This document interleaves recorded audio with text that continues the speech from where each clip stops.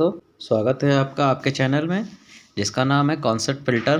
तो दोस्तों, आपको जैसा कि पता होगा कि यूपी डीएलएड या जिसे आप बीटीसी भी कहते हैं, उसके दूसरे और चौथे सेमेस्टर का एग्ज़ाम फरवरी माह में प्रस्तावित है। और ज़्यादातर बच्चों की डिमांड थी कि सर इंग्लिश को भी बेसिक से समझाया जाए, क्योंकि इंग्लिश भी थोड़ी सी टफ लगती है बच्चों को। तो आज हम इंग्लिश की क्लास उनके लिए लेके आए हैं, और स्पेशली ये 4th सेमेस्टर वालों के लिए है और 2nd सेमेस्टर वालों के लिए भी क्लास आएगी। और उम्मीद करेंगे कि जितने भी एग्ज़ाम से पहले क्लासेस हैं वो आपको प्रोवाइड करा दी जाए, जिससे आपका एग्ज़ाम और बेहतर तरीके से आप उसे पास कर सकें।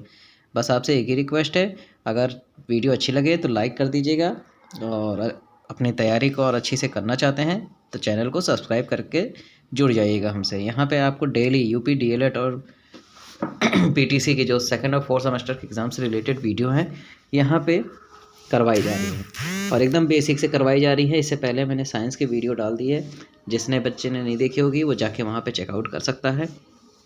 तो चलिए ज़्यादा समय ना लेते हुए शुरू करते हैं। देखिए, एक टॉपिक आपका आएगा प्रीपोजिशन, ठीक। अब आपको उसको बेसिक से समझाने हैं कि उसको कहते क्या है, ठीक ना। हिंदी में अगर इसको बोल दें तो प्रसर्ग कहते हैं। उपसर्ग प्रत्यय सुना है ना, प्रीफिक्स और इनफिक्स, उसी टाइप का ये भी होता है। चलिए हम समझते हैं पहले क्या होता है। अब देखिए क्या कह रहा है, प्रीपोजिशन किसे कहते हैं। ध्यान से करिएगा।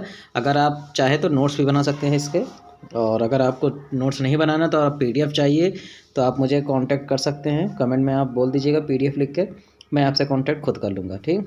तो सबसे पहले हम उसकी डिफिनेशन समझ लेते हैं, क्योंकि किसी भी चीज़ में बिना डिफिनेशन समझे हम उसके अंदर की चीज़ों को नहीं समझ सकते हैं। तो चलिए, प्रीपोजिशन किसी नाउन या प्रोनाउन से पहले प्रयोग होकर, क्या कह रहा है, नाउन या प्रोनाउन से पहले प्रयोग होकर उसका संबंध वाक्य के किसी अन्य नाउन या प्रोनाउन से प्रकट करता है, उसे क्या कहते हैं, प्रीपोजिशन कहते हैं।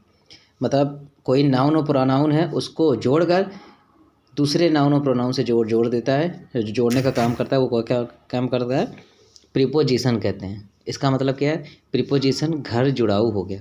देख रहे हैं ना, कहते हैं ना दोस्तों, दो घर को जो जोड़ता है तो क्या कहता है, घर जुड़ाऊ कहलाता है। जैसे देखिए, the cat runs after the rat. अब कैट क्या कर रही है, रैट के पीछे पीछे भाग रही है। तो इसमें दोनों को जोड़ कौन रहा है, आफ्टर जोड़ रहा है। I am going to Mumbai, मैं जा रहा हूँ मुंबई। कहाँ जा रहा हूँ, Mumbai. She is sitting in the room, वो बैठी तो है लेकिन कहाँ बैठी है, रूम में बैठी है।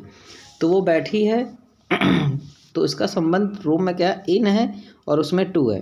अब देखिए, उपयुक्त वाक्यों में आफ्टर, टू, इन सब प्रीपोजिशन है, और रैट, मुंबई, रूम संज्ञा है, और ये अन्य नाउन के साथ प्रकट हो रहे हैं, ठीक ना।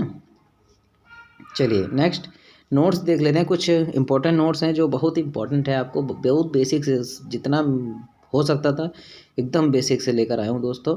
और चलिए देखते हैं। प्रीपोजिशन एक नाउन को दूसरे से जोड़ता है। There is a cow in the field, यहाँ इन द्वारा काउ और फील्ड का संबंध बताया जाता है। सबसे पहला आपको क्या याद करना है कि जो प्रीपोजिशन है वो नाउन को दूसरे से जोड़ता है। प्रीपोजिशन नाउन को एडजेक्टिव से जोड़ता है। अब एडजेक्टिव किसे कहते हैं, जो किसी की विशेषता बताती है। वाइट, ब्लैक, येलो, ठीक ना, कहते हैं ना कि बहुत अच्छी लग रही है, या बहुत अच्छा लग रहा है, या वो कार अच्छी लग रही है, गाड़ी अच्छी लग रही है, बाइक अच्छी लग रही है। तो किसी की विशेषता अगर आपको बता रहे हैं तो वो चीज़ क्या कहलाती है, एडजेक्टिव कहलाती है। He is found of ice cream, यहाँ फाउंड और आइसक्रीम का संबंध ऑफ से बताया जा रहा है।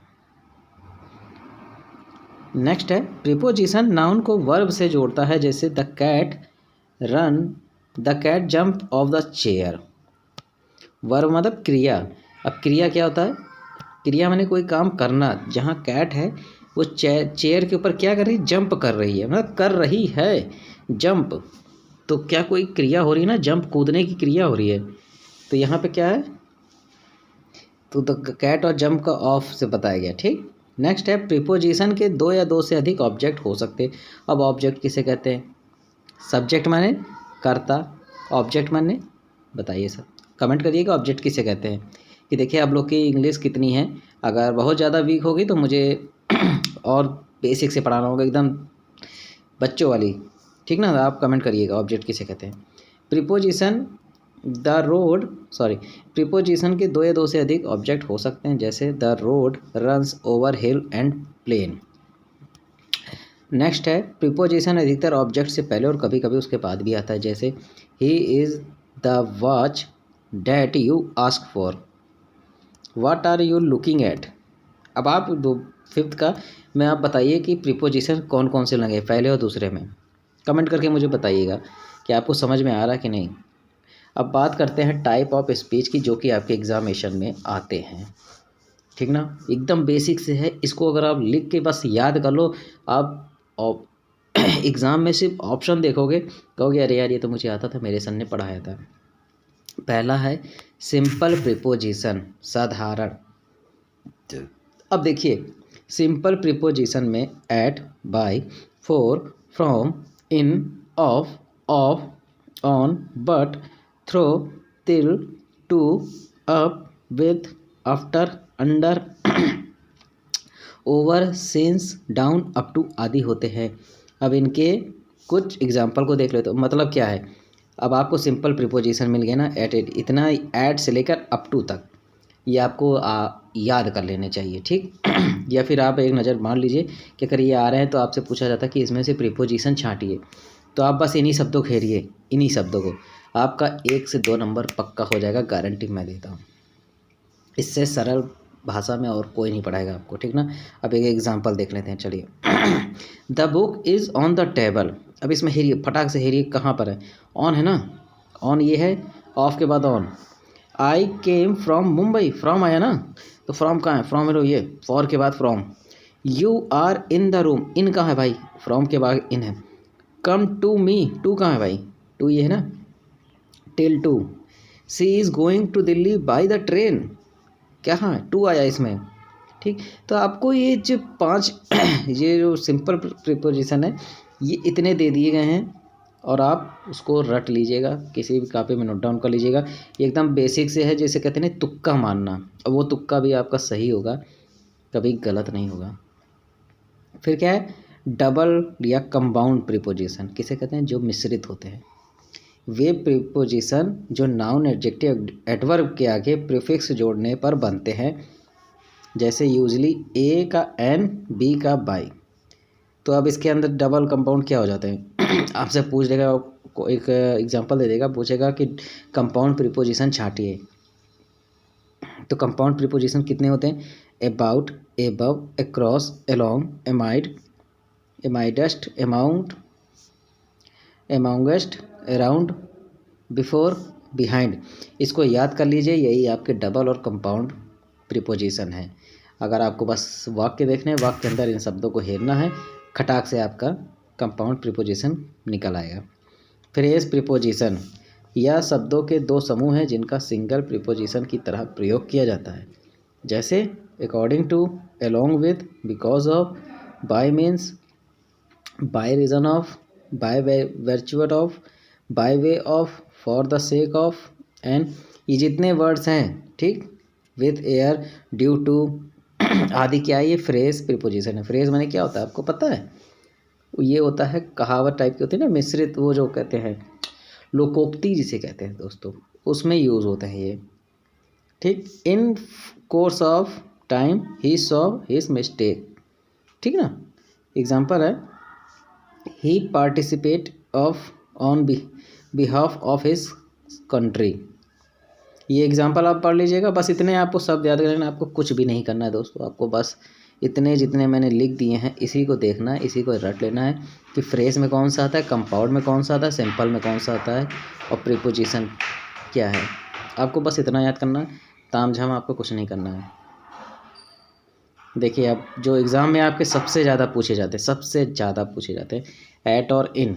अब ऐट का प्रयोग कहाँ होता है, ऐट छोटे स्थानों या बड़े स्थानों के एक भाग के लिए प्रयोग होता है, ठीक। छोटा स्थान या बड़ा स्थान के जो एक भाग होता है, और इन बड़े स्थान और देशों के लिए प्रयोग होता है। एग्जाम्पल समझ लेते हैं, सुरेश लिव्स इन कोलकाता, ठीक। अब सुरेश लिव्स इन कोलकाता, इन लगा ना, इन कहाँ होता है, बड़े देशों स्थानों के लिए था। अब वो बोल रहा है कोलकाता, अब कोलकाता कहाँ है भाई, ठीक ना, लिव्स रहता है, भाई कोलकाता बहुत बड़ा है, कोलकाता के किस शहर में रहता नहीं पता है ना। I was born at Delhi, मैं दिल्ली में पैदा हुआ था। ठीक, पैदा हुआ था लेकिन रह नहीं रहा बेचारा। इन एंड आफ्टर, इन भविष्यकाल की अवधि बताता है, यह काम कुछ समय में होगा, तथा आफ्टर यह मालूम होता है कि कार्य कितने समय बाद होगा। हम लोग बोलते हैं ना, आई एम मैम, मैं आई कम इन, मैम मैं आ जाऊँ। और आफ्टर क्या होता है, ये मैं काम करूँगा बट आफ्टर द डे, मैं काम करूँगा लेकिन दिन के बाद ही करूँगा। ठीक, आई शैल गो आफ्टर 2 आवर्स, मैं जाऊँगा लेकिन 2 घंटे बाद जाऊँगा, और वो 2 घंटे बाद कब जाएगा वो नहीं पता है। ठीक,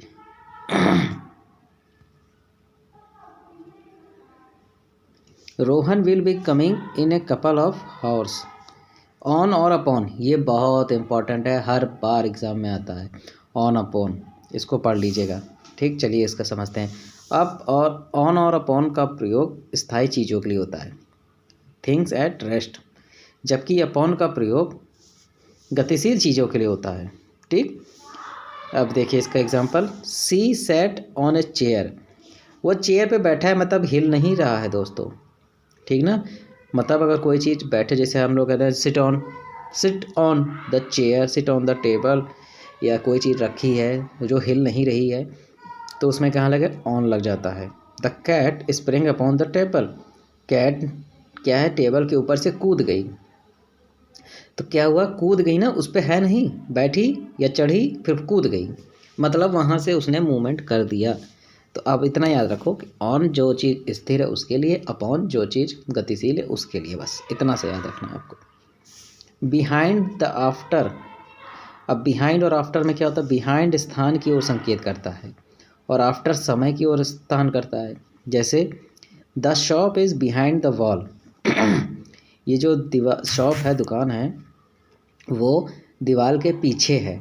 ठीक ना, कोई पूछता है ना भाई कहाँ खड़ा है, यार तेरे घर के पीछे खड़ा हूँ, तो बिहाइंड द योर हाउस। ठीक, behind the your bus, behind the your car, ये सब हो जाता है। और आफ्टर क्या था, Rajesh will come home after 2 hours, कहते हैं नहीं, I will come after 2 hour, you will come after 2 hours, मतलब कि जो समय है जिसमें समय का दिखाए वहाँ क्या लगेगा, वहाँ आफ्टर लगेगा। बिटवीन और एमोंग, बिटवीन दो तथा एमोंग दो से अधिक के लिए प्रयोग होता है, इसका भी समझ लीजिए। Distribute sweet between Kartik and Aditya, जो मिठाई वाला है उसने मिठाई किसको बांट दी, कार्तिक और आर्यन में बांट दी। ठीक, 2 ही लोग थे, कार्तिक और आर्यन। अब लेकिन अगर कार्तिक आर्यन, जैसे मैं आपके साथ जाऊं और आप जाए, तो क्या लगेगा, बिटवीन लगेगा। लेकिन आपके दोस्त भी जाए और आप भी जाए, पार्टी सब लोग कर रहे हैं, तो वहाँ क्या लगेगा, अमॉन्ग द फ्रेंड्स। जिन जिनका नाम है, नाम ज़्यादा है तो लिख दीजिए अमॉन्ग विथ फ्रेंड्स या among the friends. Since for from बहुत इंपॉर्टेंट है, ये भी एग्जाम में आता है, याद रखिएगा। सॉरी दोस्तों, तबीयत बहुत ख़राब है यार, लेकिन आपके एग्ज़ाम को देखते हुए वीडियो को रोक नहीं रहा हूँ, कंटिन्यू वीडियो बनाई जा रही है, कंटिन्यू आपको समझाया जा रहा है, बेसिक्स समझाया जा रहा है, चाहे वो साइंस हो, चाहे वो आपका इंग्लिश हो, चाहे वो आपका हिंदी सब्जेक्ट हो, बिल्कुल बेसिक समझाया जा रहा है। तो अगर थोड़ी सी भी मेहनत आपको लगे कि आपके लिए कोई मेहनत कर रहा है, तो वीडियो को लाइक कर दिया करो यार, कुछ जाता नहीं है लाइक करने से। सीन्स फ्रॉम फॉर, सीन्स निश्चित समय अवधि, फॉर सिर्फ समय अवधि बताने के लिए, और जो परफेक्ट और परफेक्ट कॉन्टिन्यूअस टेंस में होता है। टेंस भी हम आपके लिए लेकर आएंगे बहुत अच्छे सरल तरीके से, जिसे आप सिर्फ देखते पहचान जाएंगे कि यार ये प्रेजेंट है, प्रेजेंट कॉन्टिन्यूअस है, फ्यूचर कॉन्टिन्यूअस है, कौन सा है, सिंपल है कि क्या है, वो आपको तुरंत पता चल जाएगा। ठीक, और फ्रॉम किसी समय के बिंदु को बताता तथा किसी टेंस में प्रयोग हो सकता है। He has been reading magazine since morning, मतलब वो जो मैगजीन है पढ़ रहा है, कब से पढ़ रहा है, सिंस मॉर्निंग से पढ़ रहा है, समय अवधि बता दिया कि हाँ मॉर्निंग से पढ़ रहा है। He has been reading magazine for 3 hours. ठीक, फॉर 3 आवर्स, इसमें निश्चित समय बता दिया है।